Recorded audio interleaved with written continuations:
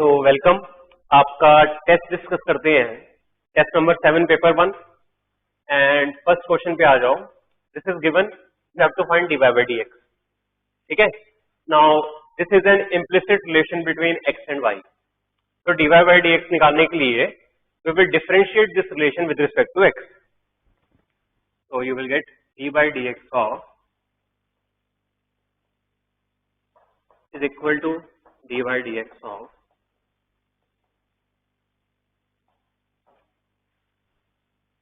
ठीक है। अब जब आप यहाँ पे डेरिवेटिव निकालोगे dy by dx वाली टर्म आएगी, यहाँ पे भी dy by dx वाली टर्म आएगी।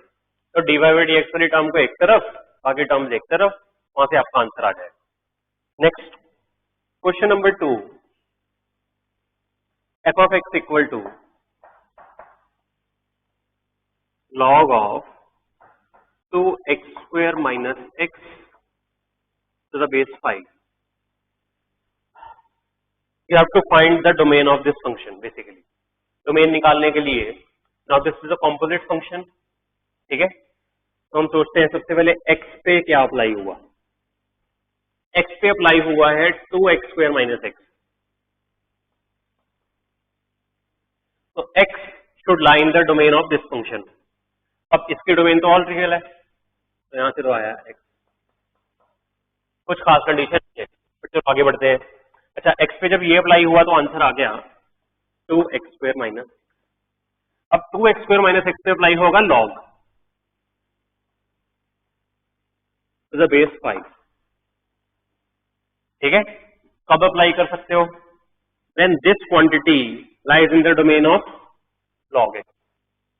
तो ये क्वांटिटी ये log की डोमेन में होनी चाहिए। So this quantity lies in the domain of log means this has to be greater than 0। ठीक है, इस पे log अप्लाई हुआ तो आंसर आ गया log of 2x square minus x to the base 5। अब इस पे अप्लाई हुआ स्क्वायर रूट फंक्शन, इस पूरे पे इस पे अप्लाई हुआ स्क्वायर रूट फंक्शन। तो ये क्वांटिटी इसकी डोमेन में होनी चाहिए स्क्वायर रूट फंक्शन की।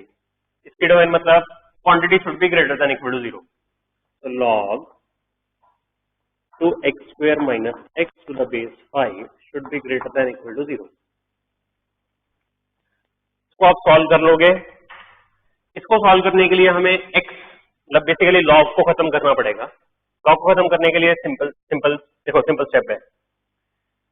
यहाँ पे log है, हम इस साइड भी log क्रिएट कर लेते हैं। यहाँ पे 0 है, 0 को मैं लिख सकता हूँ log 1 to the base 5। Base मैंने जानबूझ के 5 दोनों जगह रखा है सेम। ठीक है, अब बेस 5 है तो log हट जाएगा 2x square minus x। उधर भी बेस 5 है, log हट गया तो 1 बचा। And sign of inequality will remain same. Reason base आपका 5 था, 1 से बड़ा है, साइन ऑफ इनइक्वालिटी में कोई फर्क नहीं पड़ेगा। इन तीनों कंडीशन को सॉल्व करोगे, तीनों का इंटरसेक्शन लोगे। इसको तो क्या सॉल्व करोगे, इनको सॉल्व करोगे, इंटरसेक्शन लोगे, you will get your answer. And वैसे अगर आप ध्यान दो, इन दोनों को सॉल्व करने की जरूरत भी नहीं है। ये कह रही है कि 2x square minus x greater than 0, 2x square minus x greater than equal to 1। तो जो x इसको सेटिस्फाई करेंगे वो तो अपने आप इसको सेटिस्फाई करेंगे।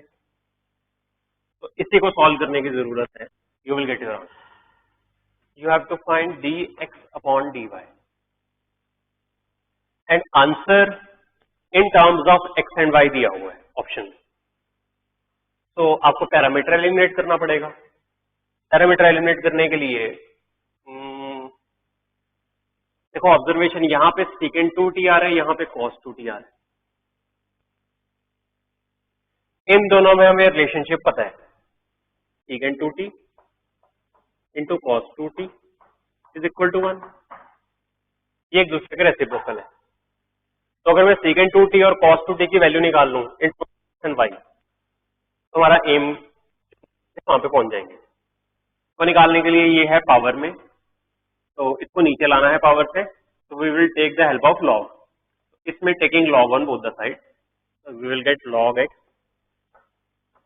Equal to log of e raised to power secant 2t ये नीचे आ जाएगी पावर,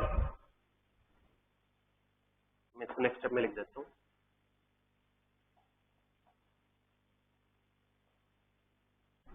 ठीक है, अब लॉग हमने खुद लिया, बेस हमारे हाथ में होता है, तो मैं बेस ई ले लेता हूँ, उससे बेनिफिट ये 1 हो जाएगा।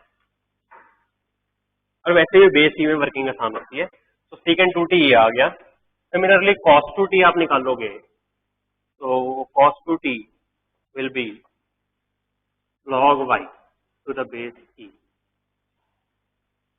वैल्यूज पुट कर दो, log x to the base e log y to the base e is equal to 1. Now differentiate this relation with respect to x, आपके पास आंसर आ जाएगा। In this question you have to find this limit.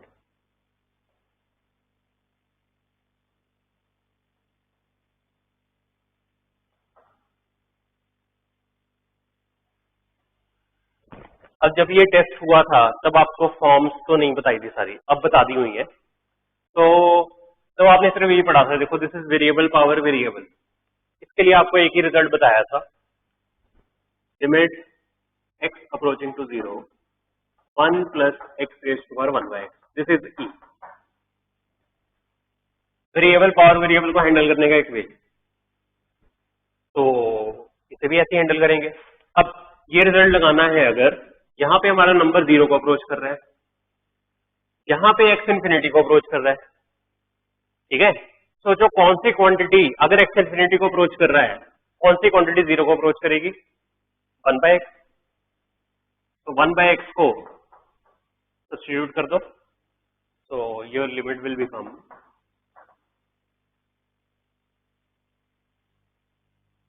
x को 1 bye y put करोगे तो मैं सीधा लिख रहा हूं, you will get 1 plus y upon 1 minus 2y and 3 upon y minus 1, ठीक है, and y will approach 0. Now you can use this result. उसके लिए of course 1 plus some number होना चाहिए, तो 1 add और subtract करोगे खुद से, ठीक है, एंड फिर इस रिजल्ट का यूज कर लोगे, you will get your answer. Question number 5,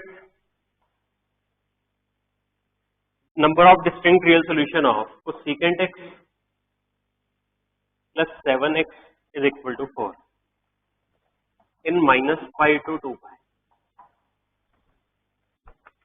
हाँ, अब देखो हम इस इक्वेशन को सॉल्व तो नहीं कर सकते, बट हमें तो नंबर ऑफ सोल्यूशन पूछे हैं, एंड नंबर ऑफ सोल्यूशन हमें ग्राफ से दिख जाते हैं, तो हम ग्राफ बनाएंगे। ऑफ कोर्स मैं इसका ग्राफ नहीं बनाऊंगा, तो सेकेंड x प्लस 7x, ठीक है, ग्राफ किसका बनाएंगे? 7x की साइड चेंज कर दो, तो second x is equal to 4 minus 7। So we will draw the graph of y is equal to cosecant x and y is equal to 4 minus 7x। जितने इन दोनों ग्राफ के point of intersection होंगे उतने number of solution होंगे। Of course हमने इस interval में देखने हैं। Next question number 6, you have to find the limit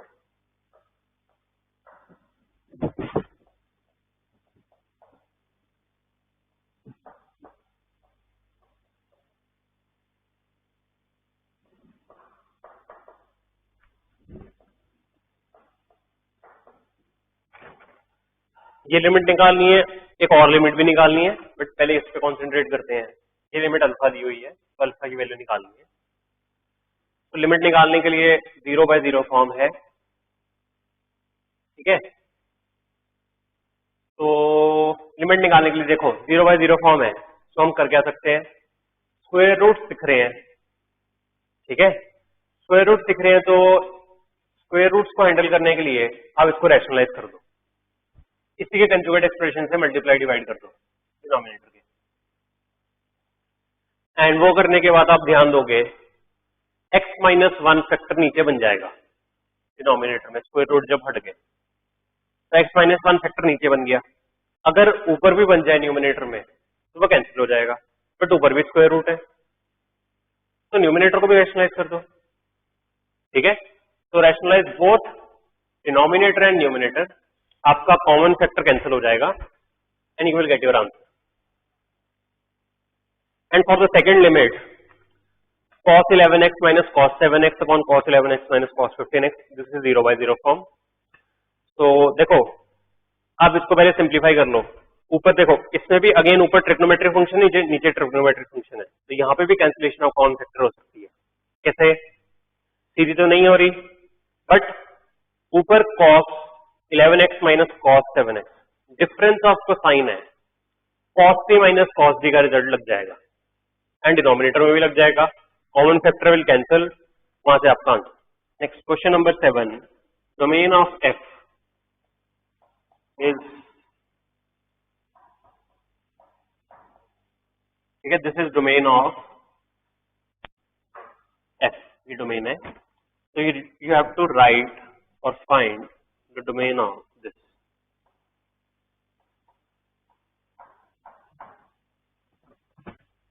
given है f ऑफ x की डोमेन ये है एंड इसकी डोमेन निकालनी है.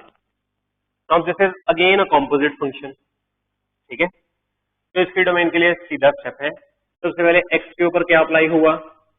x के ऊपर अप्लाई हुआ ये 2x² प्लस 8x प्लस 1. तो x इसकी डोमेन में होना चाहिए और इसकी तो पॉलिनोमियल है, इसकी डोमेन है ऑल रियल, तो यहाँ पे तो ये कंडीशन है. नेक्स्ट, अच्छा x पे ये अप्लाई हुआ तो आंसर क्या आ गया? 2x² plus 8x plus 1. अब इस पे अप्लाई हुआ f, कब अप्लाई कर सकते हो? जब ये क्वांटिटी डोमेन में हो. f की डोमेन क्या थी? ये रही. तो ये क्वांटिटी f की डोमेन में होनी चाहिए. Mean 2x² plus 8x plus 1 should lie between 1 and 25, including 1 and 25. और आंसर आपके पास आ जाएगा f of 2x² plus 8x plus 1. ठीक है, तो you have to solve this inequality. अब सॉल्व करने के लिए देखो इस इनइक्वालिटी को मैं ऐसे भी लिख सकता हूं, 1 less than equal to 2x² plus 8x plus 1 and 2x² plus 8x plus 1 less than equal to 25. इसको भी हम सॉल्व कर सकते हैं, इसको भी सॉल्व कर सकते हैं. क्वाड्रेटिक इनइक्वालिटीज है एंड दोनों का क्या लेना है? फिर यहां से x की वैल्यूज आएंगी, यहां से x की वैल्यूज आएंगी, दोनों का इंटरसेक्शन एंड है, वहां से आंसर आ जाएगा. क्वेश्चन नंबर 8 में dy/dx निकालना है.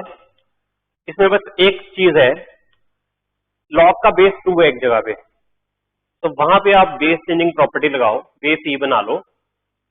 ठीक है, फिर सीधा क्वेश्चन है, उसके बाद कुछ करने की जरूरत नहीं है. तो नेक्स्ट क्वेश्चन नंबर 9 में दो लिमिट्स का सम पूछा हुआ है. ठीक है, तो फर्स्ट लिमिट अलग से इवैल्यूएट कर लो, सेकंड लिमिट अलग से इवैल्यूएट कर लो. ठीक है, फर्स्ट लिमिट में हम x-3 को पुट कर देंगे, सेकंड में भी x-3 को पुट कर देंगे. फर्स्ट में x-3 को पुट कर दिया थे y, सेकंड में x-3 को पुट कर दिया t, दोनों लिमिट्स इवैल्यूएट हो जाएंगी.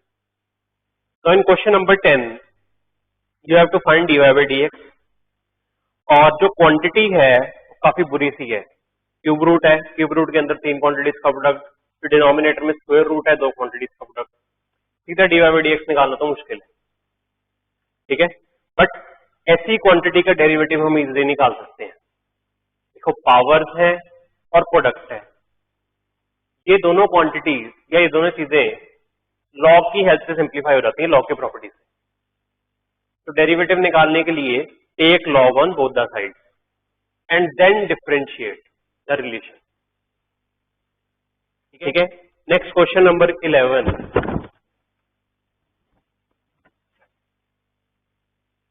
f is a function from set of rationals to a, defined as f of x is equal to root 2x² plus x minus 4, and a set is also given. A set is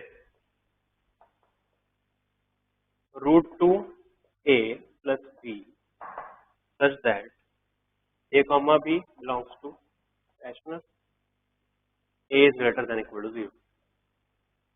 तो a set में इस type के elements हैं, root 2a plus B, ए और B rational है और a greater than equal to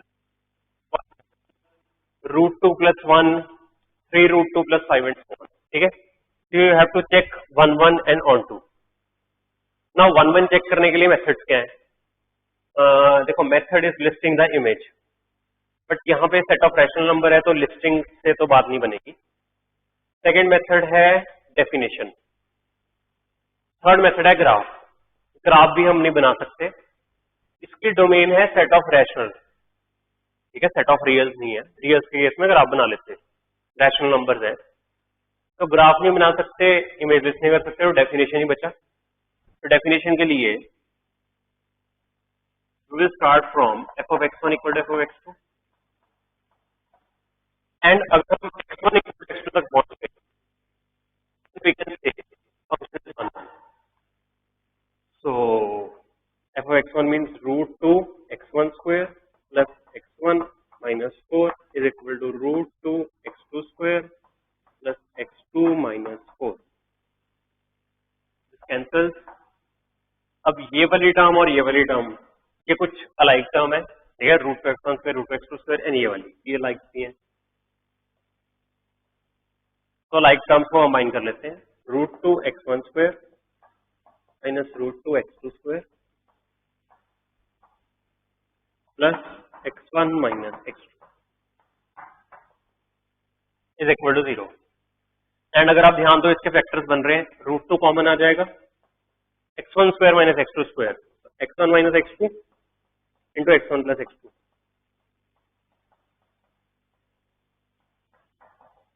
x1 minus x2 common आ गया, you get √2 into x1 plus x2 plus 1. यहां तक हम पहुंच गए. ठीक है, सो अब x1 minus x2 फैक्टर तो आ गया. ठीक है, तो अगर ये वाला फैक्टर 0 होगा, ये वाला फैक्टर, तो आप कह सकते हो x1 equal to x2 तक हम पहुंच जाएंगे. बट साथ में ये वाला फैक्टर भी है, तो आपको इसको इन्वेस्टिगेट करना पड़ेगा. अगर तो ये फैक्टर नॉन जीरो होगा तो मतलब ये वाला 0 होगा, तो अब x1 equal to x2 तक पहुंच गए. बट अगर ये वाला फैक्टर 0 हो गया, हो सकता है, ठीक है, तब आप नहीं कह सकते x1, तब आप x1 equal to x2 तक तो नहीं पहुंचे. ठीक है, तो हम इस फैक्टर को इन्वेस्टिगेट करते हैं. √2 into x1 plus x2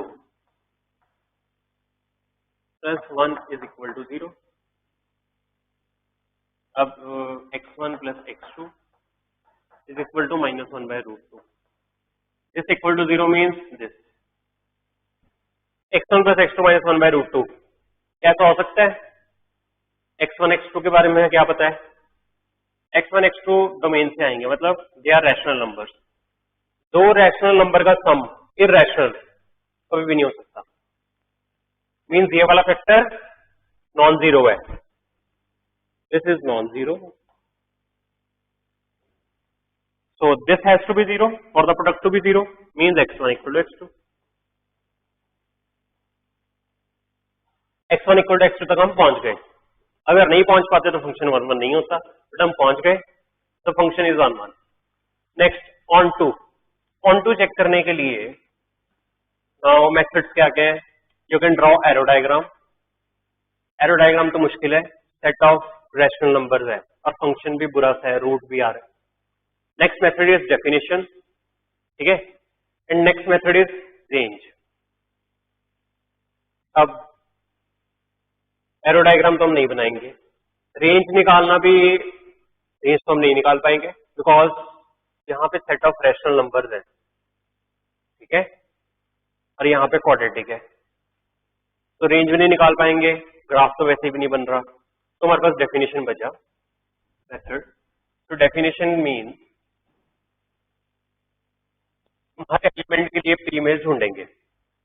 हमने जनरल एलिमेंट लिया y belonging to codomain, codomain A है. ठीक है, so we search for pre image for the element y, general element y. तो हम प्री इमेज को मान लेते हैं x, we are searching for x.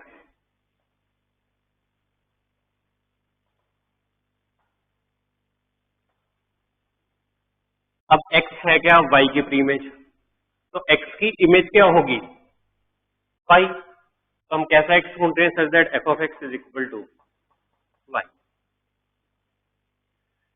ठीक है, तो हम x निकालना चाहते हैं, x ढूंढ रहे हैं यहाँ पे, और f of x हमें ये गिवन है, तो √2x² plus x minus 4 is equal to y। x निकालने के लिए देखो एक क्वाड्रेटिक है, अब y की साइड चेंज कर दो, apply the quadratic formula, x is equal to -1 plus minus root of 1² that is 1 and quadratic formula लगाओगे you will get 4√2 into 4 plus y 4 upon root 2√2 in fact x is equal to -1, दो values आई x की, मैं दोनों लिख लेता हूँ, 1 plus 16√2 plus 4√2y 4 upon 2√2 और x is equal to -1 plus minus root of 1 plus 16y नहीं 1 plus 16√2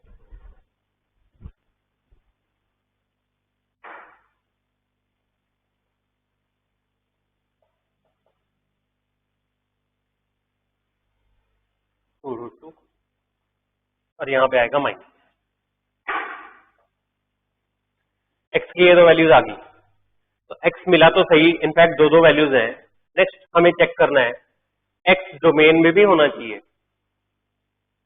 सो सबसे पहले क्या ये क्वांटिटी डोमेन में है, अब वो तो डिपेंड करेगा y के ऊपर, यहाँ पे y आ रहा है। अच्छा y के बारे में पता है, y इस सेट में से आ रहा है, ठीक है। तो सोचो इस सेट के हर एक एलिमेंट के लिए, इस सेट को कोई भी एलिमेंट उठाऊं y, क्या हमेशा x डोमेन में आएगा? भी डोमेन है क्या, देखो रैशनल नंबर, तो हर y के लिए क्या हमेशा x रैशनल नंबर आएगा? ऐसे दिख भी रहा है, अगर नहीं दिख रहा देखो ये y आपकी स्क्वायर रूट के अंदर है, ठीक है, और x आपका रैशनल नंबर होना चाहिए, x रैशनल होना चाहिए, तो उसके लिए ये स्क्वायर रूट के अंदर वाली क्वांटिटी ये पॉजिटिव तो होनी चाहिए सबसे पहले, ठीक है, ये पॉजिटिव होनी चाहिए। तो सोचो क्या हर y के लिए पॉजिटिव होगी? ये अगर मैं y को बड़ा सा नेगेटिव नंबर रख लूं इस फॉर्म का, दिख रहा है, ये स्क्वायर रूट के अंदर वाली क्वांटिटी नेगेटिव हो जाएगी। For example I take y as, इस फॉर्म का लेना है बड़ा सा नेगेटिव नंबर, तो मैं एक काम करता हूँ, a को 0 रख देता हूँ, d को रख देता हूँ -100, तो मेरे पास y आ गया उस केस में -100।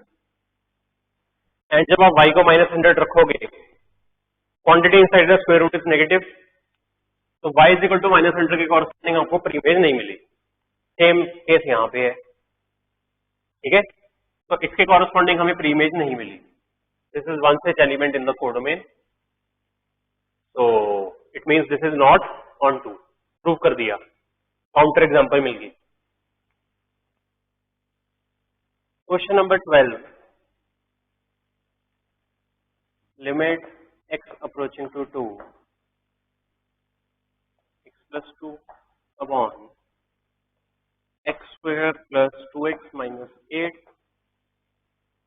plus 3x minus 20 upon 3 into x cube minus 5x plus 2.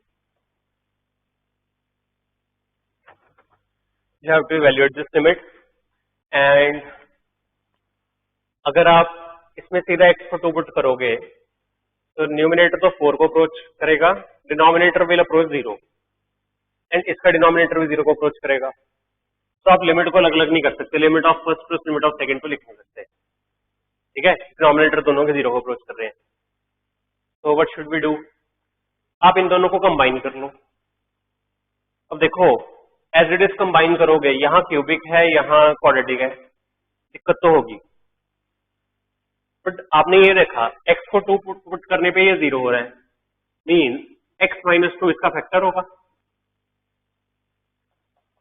तो limit x approaching to 2, x minus two इसका फैक्टर होगा एंड दूसरा वेक्टर आ जाएगा आपके पास x minus x plus 4 and similarly x minus two इसका भी फैक्टर होगा, ये भी 0 आ रहा था, तो एज इट इज रखा x माइनस टू। तो आपको क्रिएट क्या करना है, एक्स क्यूब बनाना है यहाँ पे, तो एक्स को मल्टीप्लाई करोगे एक्स स्क्वायर से, एक्स क्यूब बन गया, अब माइनस टू एक्स स्क्वायर बन गया, हमें एक्स स्क्वायर तो चाहिए ही नहीं, तो एक्स को मल्टीप्लाई करोगे प्लस टू एक्स से, तो two x square minus two x square 0। अच्छा अब एक्स वाली टर्म माइनस 4x और माइनस 5x बनाना है, तो माइनस एक्स चाहिए, तो माइनस एक्स के लिए -1 एंड प्लस 2 भी बन गया, तो x माइनस टू यहाँ पे भी है, यहाँ पे भी है, x माइनस टू को कॉमन लो, देन कंबाइन द टर्म्स, थोड़ा सा आसान हो जाएगी working. Question number 13, total number of different relation that can be defined on this set, इस सेट को मैं नेम दे देता हूं A, which are symmetric but not reflexive are P, the value of P upon 4। So इस set पे हमने number of relations बताने हैं which are symmetric but not reflexive, ठीक है। अब देखो रिलेशन ऑन अ सेट होता क्या है, subset of, relation on set ए का मतलब सबसेट ऑफ ए क्रॉस ए, ठीक है। तो मैं सबसे पहले ए क्रॉस ए लिख लेता हूँ, ए क्रॉस ए में ऑर्डर्ड पेयर्स आएंगे 1,1 या 1,2 1,3 2,1 2,2 2,3 3,1 3,2 3,3। This is A cross A and relation is a subset of A cross A, इसका सबसेट। अच्छा सबसे पहले तो ये सोचो टोटल नंबर ऑफ रिलेशन कितने होंगे ऑन सेट ए, रिलेशन है क्या, सबसेट ऑफ ए क्रॉस ए, जितने सबसेट्स होंगे ए क्रॉस ए के उतने टोटल नंबर ऑफ रिलेशन, कितने सबसेट होंगे, ए क्रॉस ए में 9 एलिमेंट्स हैं, total 9 elements, total number of relation 2⁹9। Of course ये हमारा आंसर नहीं है, हमें तो वो रिलेशन काउंट करते हैं जो सिमेट्रिक है बट रिफ्लेक्सिव नहीं है, but total number of relation ये आए 2⁹9। अच्छा वैसे याद करो, क्वेश्चन तो हम सॉल्व करेंगे, ये रिजल्ट आता कैसे है, ये देखो relation means subset of A cross A, subset बनेगा कैसे, जब आप इन एलिमेंट्स में से सिलेक्शन करोगे, सपोज मैंने फर्स्ट 3 एलिमेंट्स को सिलेक्ट कर लिया आउट ऑफ दीज 9 ऑब्जेक्ट्स, ठीक है, तो फर्स्ट 3 एलिमेंट्स को सिलेक्ट करके उनका एक सेट बना दिया, दैट इज वन रिलेशन, ठीक है। तो इन एलिमेंट्स में से सिलेक्शन करोगे वो रिलेशन बनेगा, तो कितने रिलेशन बनेंगे आप उसको ऐसे भी सोच सकते हो, जितने वेज में ये total number of ways of selection out of these 9 objects, ठीक है, and total number of selection for n objects कितनी होती हैं 2⁻n, और यहाँ पे n है क्या 9, 2⁻9, ठीक है, ऐसे भी सोच सकते हो। अब क्वेश्चन कैसे करें, तो हमें तो वो रिलेशन काउंट करने हैं जो सिमेट्रिक है और रिफ्लेक्सिव नहीं है, कोई बात नहीं, हम चलो सिमेट्रिक की काउंटिंग तो करें पहले, वो रिलेशन जो सिमेट्रिक है,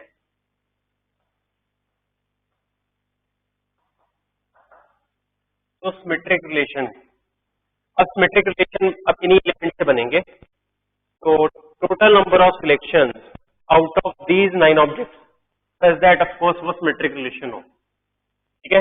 अब सबसे पहले देखो 1,1 2,2 3,3 ये वाले जो एलिमेंट्स हैं ये रिलेशन में अगर आ जाए तो रिलेशन में सिमेट्रिक पे कोई फर्क नहीं पड़ता, ठीक है, ये आए या ना आए उससे कोई फर्क नहीं पड़ता।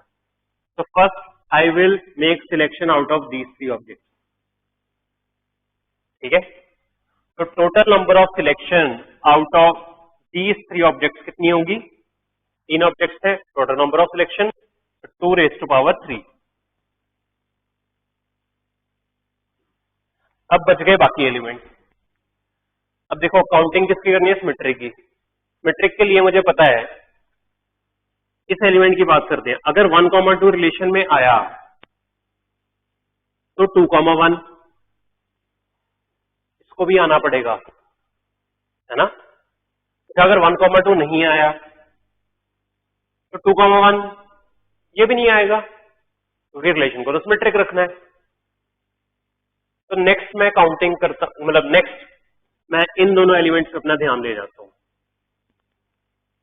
ठीक है, so total number of ways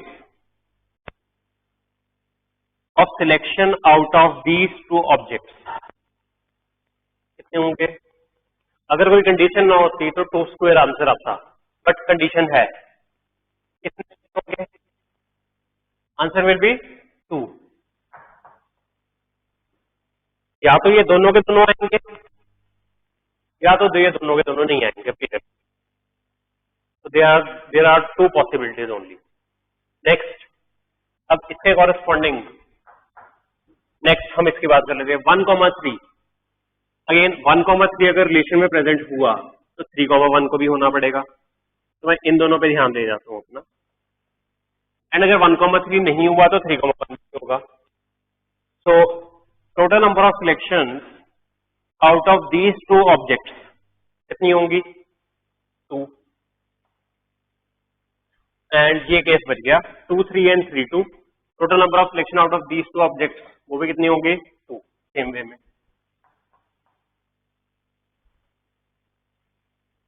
अब ये तो आगे सिमेट्रिक रिलेशन, ये आंसर नहीं है, हमें तो चाहिए थे सिमेट्रिक एंड नॉट रिफ्लेक्टिव वाले।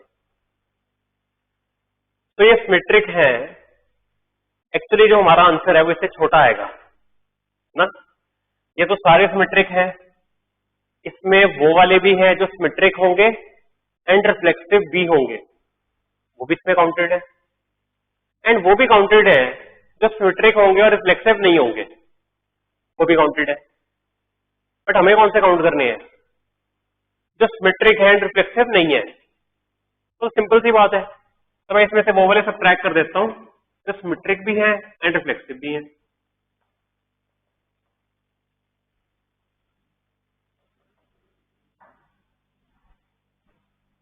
ये काउंट कर लेते हैं, सिमेट्रिक भी है रिफ्लेक्टिव भी है। तो देखो सिंपल बात है, रिफ्लेक्टिव है सबसे पहले, तो रिफ्लेक्टिव के लिए 1,1, 2,2, 3,3 ये तो आना ही चाहिए। तो मैं सबसे पहले इन एलिमेंट्स में से सिलेक्शन करता हूं। तो total number of selections out of these three objects कितनी होगी? 1, क्योंकि रिलेशन रिफ्लेक्टिव बनाना है, इन तीनों को प्रेजेंट होना पड़ेगा। इसके कॉरेस्पॉन्डिंग नेक्स्ट देखो सिमेट्रिक भी रखना है ध्यान से, तो 1,2 अगर प्रेजेंट हुआ तो 2,1 को भी आना पड़ेगा। ठीक है, तो total number of selection out of these two objects 2। Next total number of selection out of these two objects 1, 3 and 3, 1 again 2। Total number of selection out of these two objects again 2। So this is the required answer. Question number 14, f of x आपको given है x log x minus 6x square. G is the inverse of f. G is inverse of f.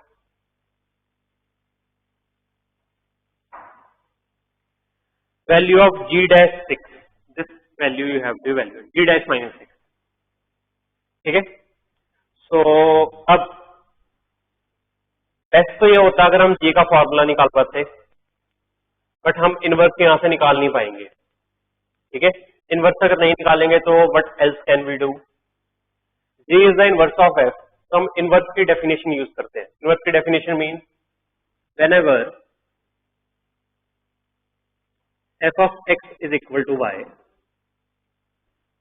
ठीक है, then g of x, नहीं, g of y is equal to x। Basically ये condition क्या कह रही है, F x को Y के साथ एसोसिएट करता है, तो इनवर्स क्या करेगा, वाई को एक्स के साथ एसोसिएट करेगा, ठीक है। सो जी ऑफ वाई एक्स है, अच्छा वाई है एफ ऑफ एक्स ये रहा, मतलब वाई है this।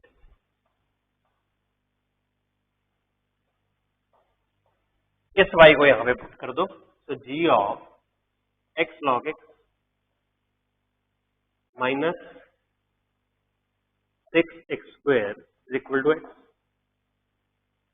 Now differentiate this relation, अब आंसर आ जाएगा। Question number 15, f is a function from domain दी हुई है and g is also function, दोनों ऑन टू हैं, तो number of sum of integral elements in b निकालना है।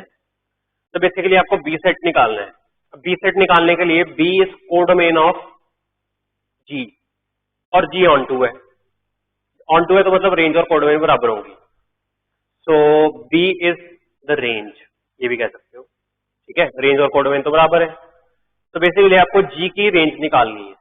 अब g का फॉर्मूला तो गिवन है, बट रेंज के लिए आपको डोमेन चाहिए होगी। डोमेन g की क्या है, a, तो a निकाल लो आप, वो f की हेल्प से निकल जाएगी, a सेट, ठीक है, f भी ऑन टू गिवन है, वहां से आप a निकाल लोगे, then g। Now question number 16, इस क्वेश्चन में देखो एबीसी इन्वॉल्व है, तो एबीसी की वो वैल्यूज जिसके लिए ये रिफ्लेक्टिव हो जाए, that are a1 b1 c1, and वो वैल्यूज इसके लिए सिमेट्रिक हो जाए a2 b2 c2। तो आपने इस एक्सप्रेशन की वैल्यू निकालनी है जिसमें a1 और a1 b1 c1 a2 b2 c2 involve है। तो बेसिकली रिफ्लेक्टिव के लिए देखो आपको पता है 1, 1, 2, 2, 3, 3 ऐसे सारे एलिमेंट्स होने चाहिए, तो वहां से आप a1 b1 c1 निकाल दोगे। एंड a2 b2 c2 के लिए अगर रिलेशन में से 1, 2 है, 2, 1 भी होना चाहिए। अब फॉर एग्जांपल यहाँ पे 1, 6 है सबसे पहला एलिमेंट, तो 6, 1 भी होना चाहिए। 6, 1 कहीं नहीं है, बट 6, a प्रेजेंट है, तो a को अगर आप 1 रख दोगे तो 6, 1 आ जाएगा, मतलब a2 की वैल्यू 1 आ गई। ऐसे कर करके आप सॉल्व कर लो। Question number 17, limit x approaching to -128 x raised to power 3/7 plus 8 upon x plus 128, this is 3 upon a। so ये लिमिट आपको इवेल्युएट करनी है। पहले तो लिमिट इवेल्युएट करने के लिए दिस इज 0/0 फॉर्म। अब लिमिट इवेल्युएट कैसे करें, तो लिमिट इवेल्युएट करने के लिए आपने काफी रिजल्ट्स पढ़े हुए लिमिट के, एंड अब कौन सा रिजल्ट यूज होगा वो भी दिख रहा है। x की पावर इन्वॉल्व हो रही है, तो आपने एक रिजल्ट पढ़ा हुआ है, limit x approaching to a x raised to power n minus a raised to power n upon x minus a, this is n into a raised to power n minus 1। ये result आप लगा सकते हो। Result लगाने के लिए पहले हमें इस क्वांटिटी को इस फॉर्म में लिखना पड़ेगा। Let us try, limit x approaching to -128, तो डिनोमिनेटर में देखो डिफरेंस है x माइनस a, यहाँ प्लस है, तो आप इसको ऐसे लिख लो x माइनस -128, और x माइनस 128 को अप्रोच भी कर रहा है। अभी तक तो सभी ठीक चल रहा है। Next x raise to power 3/7, तो minus a raise to power n, तो माइनस a हमारा यहाँ पे ये है, तो आप देख लो क्या -128 रेज टू पावर 3/7 8 आता है। इनफैक्ट 8 नहीं, इसको भी आप ठीक करके मैं यहाँ पे लिख देता हूँ, -(-8) लिखोगे। Is this -8? आंसर इज ये, ठीक है, ये सीधा है। पहले आप इसका वो देखो, ये माइनस तो बाहर आ जाएगा क्योंकि क्यूब है और 7th रूट है। पहले आप पावर 1/7 ले लो और 2 आ जाएगी, फिर उसका क्यूब करोगे तो 8, तो माइनस साइन बाहर है, -8। तो this is a⁻³ and now वो रिजल्ट लगाओगे, ये लिमिट वैल्यूएट हो जाएगी, a आ जाएगा, this is a। Next second limit है limit x approaching to 0, 6⁻x minus 2⁻x minus 3⁻x plus 1 whole upon x²। ये लिमिट वैल्यूएट करनी है, this is equal to b। ये लिमिट वैल्यूएट करने के लिए देखो एक्सपोनेंशियल फंक्शन आ रहे हैं, तो आपने ये रिजल्ट पढ़ा हुआ है, limit x approaching to 0 a⁻x minus 1 upon x, this is equal to log a।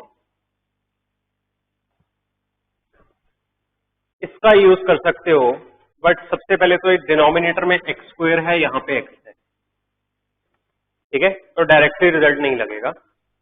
तो what else can we do, कि जब भी फंस जाओ ऑब्जर्वेशन, यहाँ 6⁻x है, 2⁻x 3⁻x, 6⁻x को आप लिख सकते हो 2⁻x इंटू 3⁻x, एंड इसके फैक्टर्स बन जाएंगे फिर कॉमन लेने के बाद 2⁻x minus 1 into 3⁻x minus 1, ठीक है, लिख के देख लेना। अपॉन x² है, सॉरी ये रिजल्ट लगाने के लिए ये भी a⁻x माइनस 1 जैसी क्वांटिटी है, ये भी, तो एक x² है ना, तो आप ऐसे करो, एक x इसके नीचे, एक x इसके नीचे, अब ये दोनों लिमिट वैल्यूड हो जाएंगी। इनफैक्ट ये तो दिख ही रहा है, ये log2 इंटू log3 आएगी।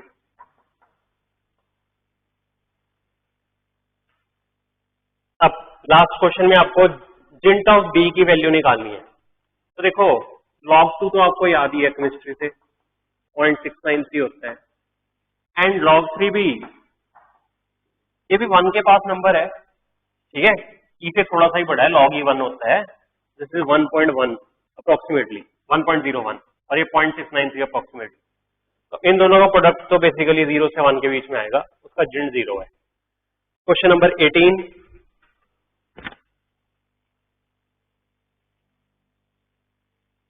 f of x गिवन है, number of integers lying in the range of the function. तो बेसिकली रेंज निकाल लोगे तो क्वेश्चन हो जाएगा।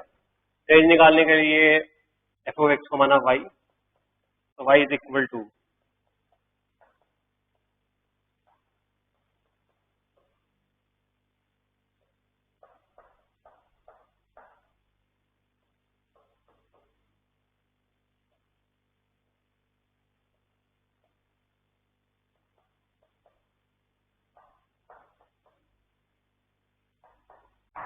ठीक है।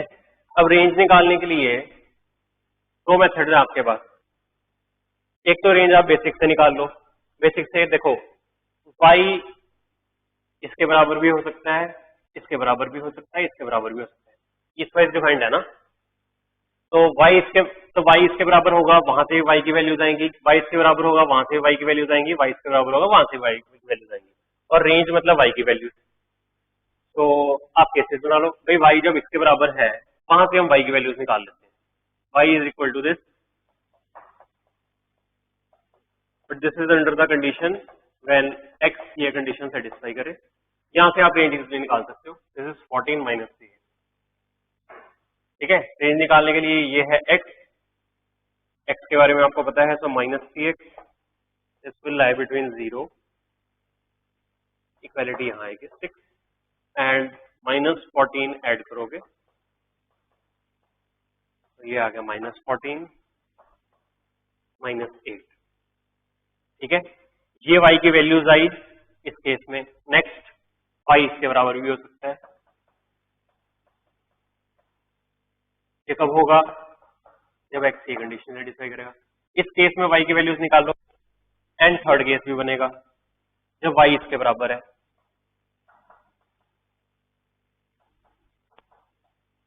तो कब होगा, जब x ये कंडीशन सेटिस्फाई, ठीक है। तो रेंज वैल्यूज आएंगी उनका यूनियन, आइदर दिस और दिस और दिस। ये तो एक मेथड हो गया। सेकंड वे इज आप इसका ग्राफ बना लो, ये लीनियर फंक्शन है, इसका ग्राफ बन जाएगा, सपोज हमें ग्राफ का यहाँ से यहाँ पोर्शन लेना है -2 से 2, क्वाड्रेटिक का ग्राफ भी बन जाएगा एंड लॉगरिथमिक का ग्राफ भी बन जाएगा। ठीक है, तो ग्राफ बना लोगे वहां से भी हो जाएगा। Next question number 20,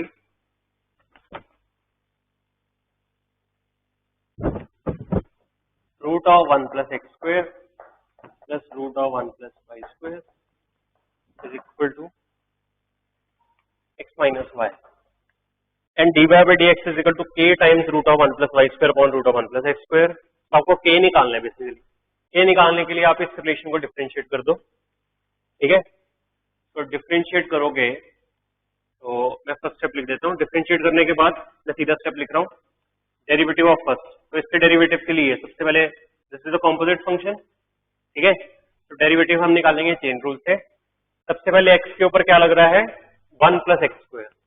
1 plus x square का derivative 2x into 1 plus x square पे फिर लग रहा है स्क्वायर रूट। स्क्वायर रूट का डेरिवेटिव होता है 1 upon 2 root x, but x की जगह आएगा 1 plus x square plus derivative of this.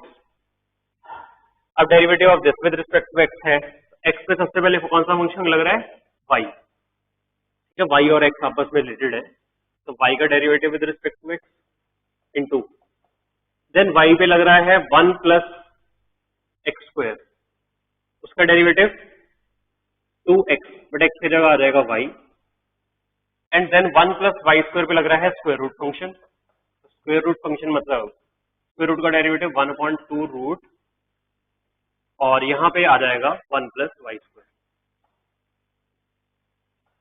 And ये इसका डेरिवेटिव 1 माइनस वाई का डेरिवेटिव डी वाई डी। यहाँ पे d y by d x है, यहाँ पे d y by d x है, तो d y by d x वाली टर्म्स को क्लब करो, सिंप्लीफाई करो, वहां से आंसर आ जाएगा। Question number 21,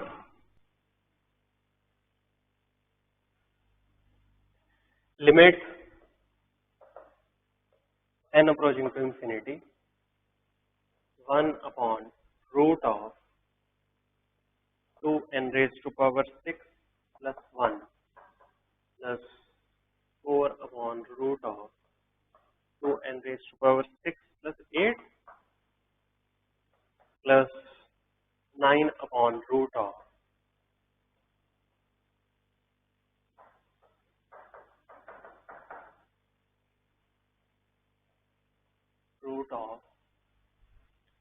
2n raised to power 6 plus n cube. This limit is equal to L. ठीक है, 9L स्क्वायर की वैल्यू बतानी है, बेसिकली L निकालना है। L निकालने के लिए limit n approaching to infinity. देखो एक मेथड तो होता है या तो हम इस सीरीज का सम कर ले, अब वो तो हम कर नहीं सकते, डिनोमिनेटर सभी के डिफरेंट हैं, हम नहीं हम कर सकते, तो what else can we do. ऐसे क्वेश्चन हमने एक और में भी अटेम्प्ट किए हैं।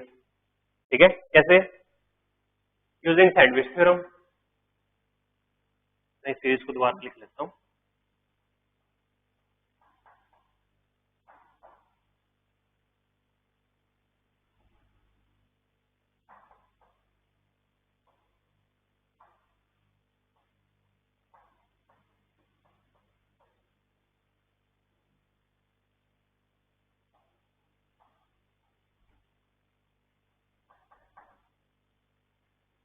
इसका सम तो हम नहीं कर सकते, तो मैं इससे मिलती जुलती सीरीज लिख लेता हूँ जिसका हम सम कर सकते हैं। देखो न्यूमिनेटर में तो 1 4 9 1 square 2 square 3 square n square, इनका सम हम कर सकते हैं, 1 square plus 2 square plus 3 square ten n square, sum of squares of first n natural numbers. तो डिनोमिनेटर सेम होते तो हम सम कर सकते थे। तो मैं एक काम करता हूँ, डिनोमिनेटर में फर्स्ट वाले का उठा लेता हूँ, मैं एक सीरीज खुद से लिखता हूँ, इसको रखा, इसको ब्रैकेट में डाल देता हूँ, एक सीरीज खुद से लिखता हूँ, 1 upon root of plus 4 upon denominator ये रखा n raised to power 6 plus 1 plus 9 upon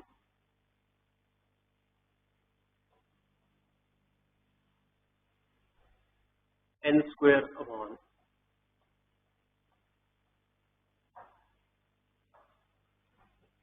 इन दोनों सीरीज में एक नाइस रिलेशनशिप है क्या, इनके फर्स्ट टर्म तो बराबर है, सेकेंड टर्म का न्यूमिनेटर सेम है, डिनोमिनेटर इसका बड़ा है, तो सेकेंड टर्म इसकी बड़ी है। सिमिलरली थर्ड टर्म में भी न्यूमिनेटर सेम है और इसका डिनोमिनेटर बड़ा है, तो इसकी थर्ड टर्म बड़ी है। एंड सिमिलरली इसकी फोर्थ टर्म बड़ी होगी इससे, इसकी फिफ्थ टर्म इससे बड़ी होगी, एंड फाइनली इसकी लास्ट टर्म से बड़ी होगी। तो ओवरऑल इस सीरीज का सम इससे बड़ा है। अगर बड़ा है तो मैं इसको ग्रेटर है मतलब लेस देन है, सॉरी, इस सीरीज का सम इससे छोटा है, आई थिंक मैंने ऑपोजिट बोल दिया, इस सीरीज का सम इससे छोटा है, तो दिस इज लेस देन, और मैं इक्वालिटी भी डाल सकता हूँ, कोई दिक्कत नहीं है, ठीक है। इस साइड का सैंडविच प्रिपेयर हो गया, अब इस साइड का सैंडविच प्रिपेयर कर लो। उसके लिए मैं डिनोमिनेटर ये वाला ले लेता हूँ, लास्ट वाला, तो आपकी सीरीज बनेगी 1 अपॉन, डिनोमिनेटर लास्ट वाले का रखा, तो root of 2n raise to power 6 plus n plus 4 upon root of 2n raise to power 6 plus n,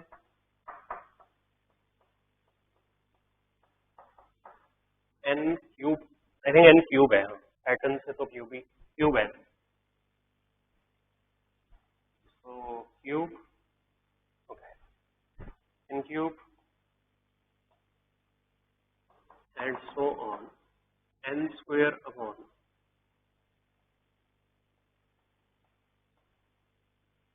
and आप देख सकते हो इस सीरीज का सम इससे छोटा होगा,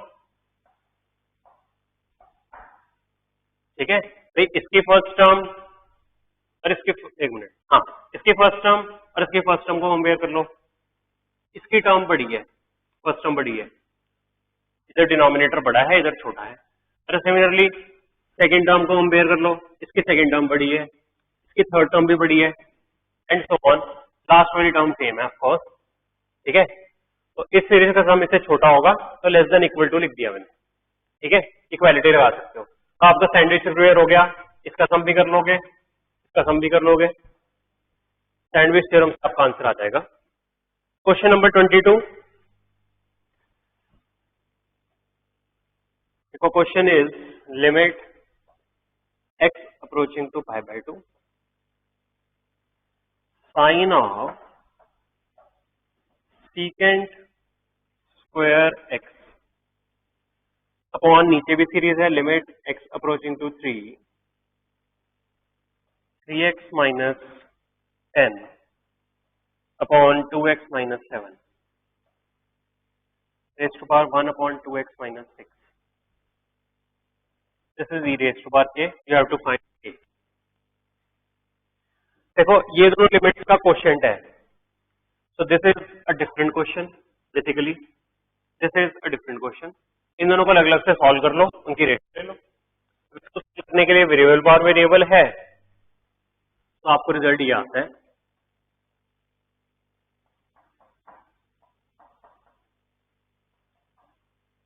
अब इसका यूज करने के लिए ये रिजल्ट लगता है जब नंबर 0 को अप्रोच करे, हमारा नंबर को अप्रोच कर रहा है ऊपर, तो कौन सी क्वांटिटी 0 को अप्रोच करेगी अगर x पाई बाय 2 को अप्रोच कर रहे हैं, x minus pi by 2। So numerator के लिए और numerator you will substitute x minus pi by 2, इसको कुछ मान लो y, एंड डिनोमिनेटर में वेरिएबल बार वेरिएबल है, x 3 को अप्रोच कर रहा है, कौन सी क्वांटिटी 0 को अप्रोच करेगी, 3, इसको पुट कर दो से t, दोनों सेपरेटली सॉल्व कर लो, रेशियो ले लो, वहां से आंसर आ जाएगा। क्वेश्चन नंबर 23, ऐसा क्वेश्चन आपको वर्कशीट में करवाया हुआ है, पूरा डेरिवेटिव निकलवाया है और ये काफी सिंप्लीफाई हो जाता है इनफैक्ट। तो first find dy by dx and then उसमें वैल्यूज पुट कर दो 2 और -2, ठीक है। Question number 24, number of bijective functions count करने, total number of bijective function that can be defined from set containing 1 2 3 4 5 6 to 1 2 3 4 5 6। तो डायग्राम बना लेते हैं, 1 2 3 4 5 6, 1 2 3 4 5 6, such that f of n is greater than n plus 1 और n is equal to 2 and 3। हाँ जी, तो देखो bijective function count करने हैं। अब बाइजेक्टिव फंक्शन की काउंटिंग, बाइजेक्टिव देखो मतलब 1 1 और ऑन टू दोनों होने चाहिए, ठीक है। एंड साथ में ऑब्जर्व किया दोनों सेट में डोमेन और कोडोमेन में नंबर ऑफ एलिमेंट्स तो सेम है, यहाँ भी नंबर ऑफ एलिमेंट 6 है, यहाँ भी नंबर ऑफ एलिमेंट 6 है। This is a nice observation. क्या पता चला यहाँ से, क्योंकि नंबर ऑफ एलिमेंट 6 है, ठीक है, तो collection of 1 1 mapping and collection of onto mapping will be precisely the same. मतलब जो फंक्शन 1 1 होंगे वो फंक्शन ऑन टू भी होंगे, ठीक है, एंड उसके अलावा ऑन टू कोई नहीं होगा, ठीक है। तो सारे 1 1 फंक्शन जो होंगे वो ऑन टू भी होंगे एंड उसके अलावा ऑन टू होगा ही नहीं कोई। तो बाइजेक्टिव की काउंटिंग कैसे करें, ये पता चल गया, जो 1 1 होंगे वो ऑन टू तो होंगे ही, तो कितने बाइजेक्टिव फंक्शन होंगे, कितने 1 1 फंक्शन होंगे, ठीक है। तो number of bijective function is same as number of 1 1 function. Number of 1 1 function तो हम काउंट कर लेंगे। अच्छा, बट कंडीशन भी है, इसका भी ध्यान रखना है। n को n की जगह तो 2 and 3 के लिए सेटिस्फाई होनी चाहिए। n को अगर 2 रखें, f of 2 is greater than 3, ये कंडीशन आई, एंड n को 3 रखें तो f of 2 is greater than 4। तो f of 2 is greater than 3 मतलब 2 को आप 3 से बड़े नंबर के साथ एसोसिएट कर सकते हो, 4 5 6। 2 के लिए तो ये चॉइसेस है, यहाँ पे 3, एंड 3 के लिए आपके पास चॉइसेस है 5 और 6, ओनली दीज 2, ठीक है। तो जिन पे कंडीशन है पहले उन्हीं को एसोसिएट कर लो। तो आप 2 को एसोसिएट कर सकते हो, ठीक है। पहले 2 को एसोसिएट करने के 3 वेज है, इन तीनों में से किसी एक के साथ होगा, बट फिर 3 को एसोसिएट करने के लिए आपको केसेस बनाने पड़ेंगे, ठीक है, ये आपको बताया हुआ है। तो बेटर है, क्योंकि 3 पे रिस्ट्रिक्शन कम है, 2 एलिमेंट्स हैं। फर्स्ट हम 3 को एसोसिएट करते हैं। 3 को एसोसिएट करने के कितने वेज हैं, 2 वेज, इन दोनों में से किसी एक के साथ होगा। अब इसके कॉरस्पॉन्डिंग नेक्स्ट में एसोसिएट करूंगा 2 को, 3 को एसोसिएट कर दिया, नेक्स्ट 2 पे आते हैं। 2 को एसोसिएट करने के कितने वेज हैं, 1 1 बनाना है, एक एलिमेंट तो इनमें से जा चुका है कोई, 5 या 6, तो टोटल मेरे पास 2 के लिए चॉइसेस हैं ओनली 2, इनमें से एक जा चुका है, एक बचा है, एंड 4, तो 2 वे,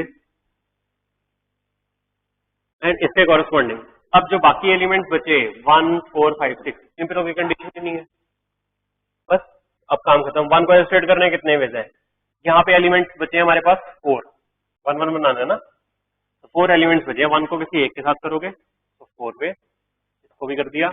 नेक्स्ट 4 को एसोसिएट करने के 3 एलिमेंट्स बचे हैं अब जो एसोसिएट नहीं हुए, तो 4 को उनमें से किसी एक के साथ करोगे, इसके कॉरस्पॉन्डिंग 5 को एसोसिएट करने के 2 वे, इसको करने के 1 way. This is your answer. Question number 25, 4y³ minus 3x² is equal to 8। I think यहाँ पे भी क्यूब है, हाँ। So you have to find d² x upon dy², second order derivative with respect to y, ये निकालना है। तो first इस रिलेशन को मैं डिफरेंशिएट करता हूं, बट किसके रिस्पेक्ट में, y के रिस्पेक्ट में करूंगा, ठीक है। सेकेंड ऑर्डर डेरिवेटिव y के रिस्पेक्ट में चाहिए, तो differentiate this relation with respect to y, मैं स्टेप्स नहीं लिख रहा, तो डेरिवेटिव ऑफ फर्स्ट, तो इसका derivative with respect to y वो तो सीधा आ जाएगा 12y² माइनस इसका derivative with respect to y, ठीक है। तो चेन रूल लगेगा, सबसे पहले y पे कौन सा फंक्शन अप्लाई हुआ, x और y रिलेटेड है आपस में, तो x का derivative with respect to y into, ठीक है। देन x पे अप्लाई हुआ है 3x³ का डेरिवेटिव 9x² एंड 8 का डेरिवेटिव 0। ये रिलेशनशिप आया, इसको हम सिंप्लीफाई कर ले, dx upon dy is equal to 12y square upon 9x square, and this will cancel 4 upon 3. But answer नहीं आया. इसकी वैल्यू निकालनी है एट y इक्वल टू 2. तो again differentiate with respect to y. अब डिफरेंशिएट करोगे तो यहाँ पे प्रोडक्ट कोशेंट रूल लगेगा. ठीक है, कोशेंट रूल लगेगा तो आपके पास इसकी वैल्यू तो आ जाएगी.